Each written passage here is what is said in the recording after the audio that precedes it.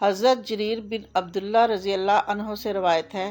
کہ میں نے رسول اللہ صلی اللہ علیہ وآلہ وسلم سے سنا، آپ فرماتے تھے کہ کسی قوم اور جماعت میں کوئی آدمی ہو جو ایسے اعمال کرتا ہو جو گناہ اور خلاف شریعت ہیں،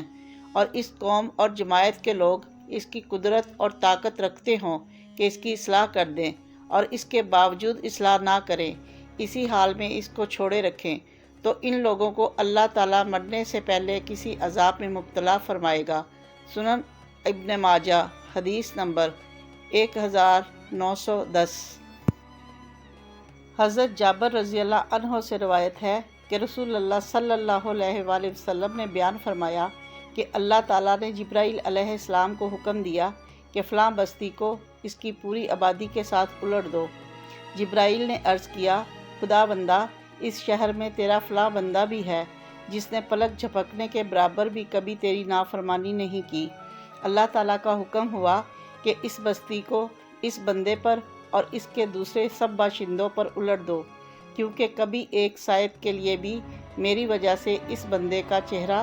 متغیر نہیں ہوا۔ شعب الایمان، حدیث نمبر 1911۔